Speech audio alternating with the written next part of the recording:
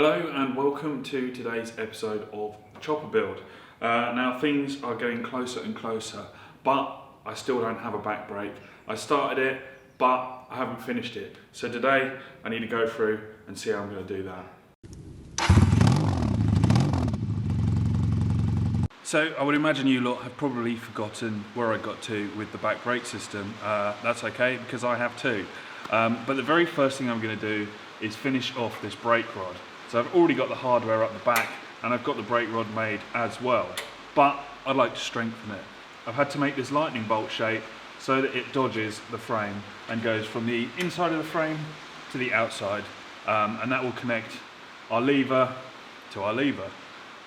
So like this, it's probably going to be okay, but I'd rather go stronger than weaker. So I'm going to make up a couple of little gussets and weld those in.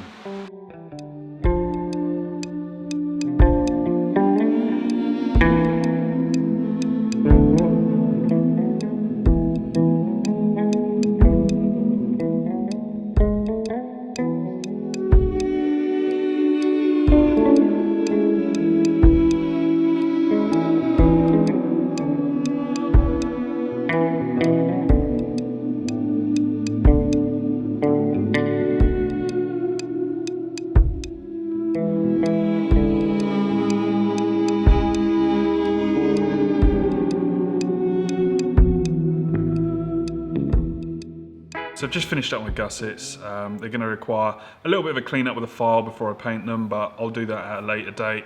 So next thing I'm going to do is take it over, test fit it, and see which part of the brake system I want to get on with next. I think what I'd like to do next is get this brake pedal sprung. So mount a spring in between the frame and the brake pedal. This is a random spring out of my box of springs, and it looks like it will do the trick.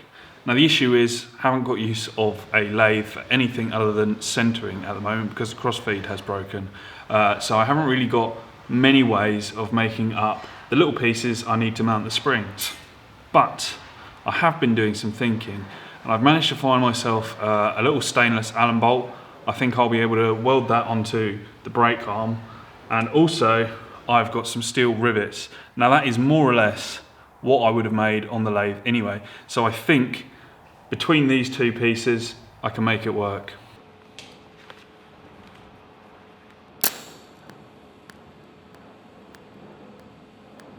Right, so I've just finished tigging on my bolt. It's not the nicest looking thing. It's also not the best way of doing things, I'm sure of it. But it's the only thing I could think of, given that the lathe is out of action. So basically what will happen is this spring will loop around here like that, and then the other end, it will do the same thing on the rivet. So now it's time to attach the rivet to the frame. I'm actually going to drill a small hole that I can push that into, then I can play around with kind of distance, and I also think it'll be a stronger mounting. And again, I'm going to use the TIG welder because it's a much more controlled way of welding, and I reckon I can get a stronger weld.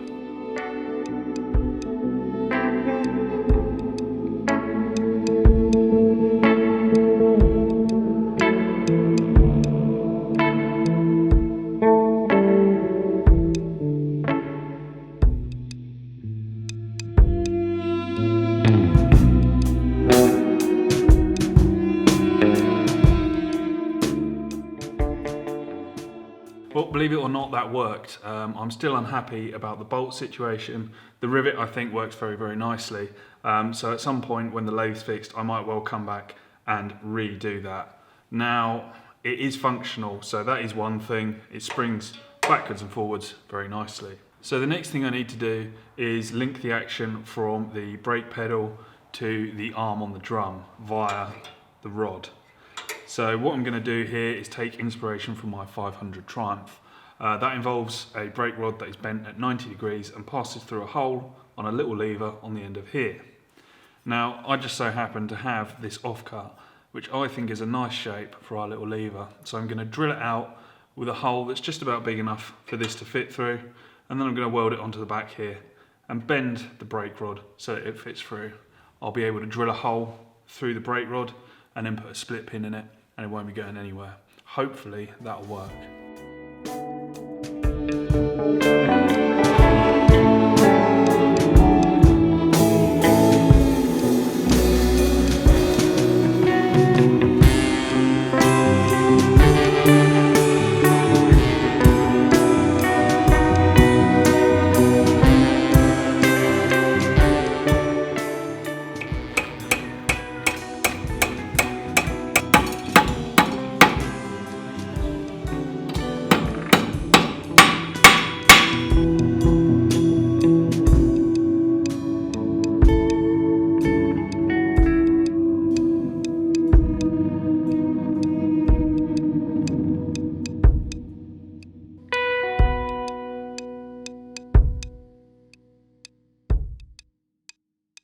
So I've just finished up on my brake system and it works, but the issue is it doesn't work very well.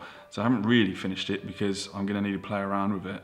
Now, one of the issues is that the lightning bolt shape I made in the brake rod is very, very strong, which is great, but that then makes the weak point just after that shape. And I can see a small amount of flex in there when I'm braking. Obviously we don't want that, so I'm going to have to rethink that bit. Yeah, take 5 from working on the brake. So what I'm going to do whilst I'm thinking about all this is just prepare the bike and get it a little bit closer to running. So I'm going to go through, check the timing, set the valve clearances, and also fill her up with oil because it has been a good year since I put the engine back together. I can't remember if I did any of that, so I'll go through, check it. If I haven't done it, I'll do it.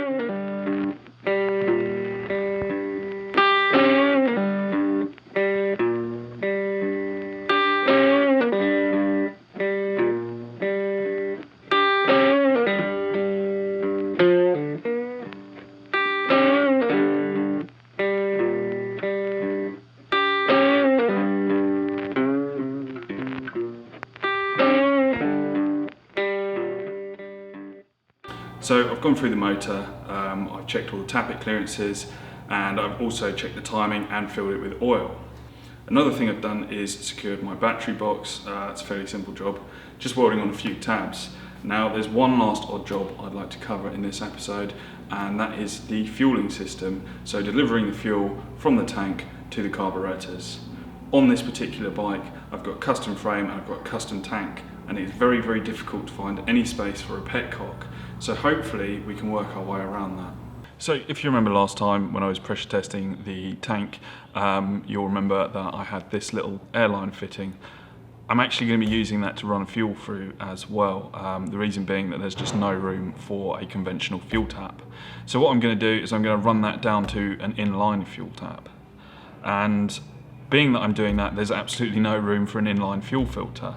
So what I've done is I've made up this little mesh filter that is something very, very similar to what you'll see on a lot of old British motorcycles, and that should stop any of the larger nasty bits coming through the tank and down into the carburetors. So what I need to do now is fit that to the tank, attach my line down to my inline tap and then to a Y junction, and that way it will split off from a single source to dual carburetors.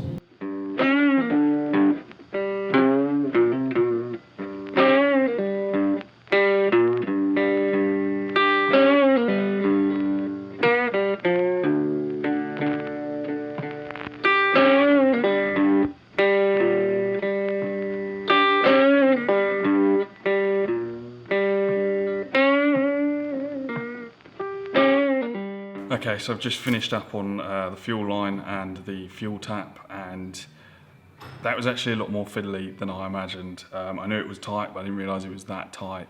The reason I'm using this braided line is because it's much less likely to get kinks, and where I'm having to do a couple of tight turns in there, hopefully that will stop it from kinking as much as something that isn't braided.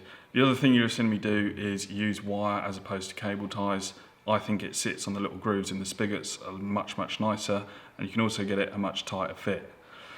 So I'm going to go over now and test fit it and see if I can't ruin my hands getting into those tight little gaps.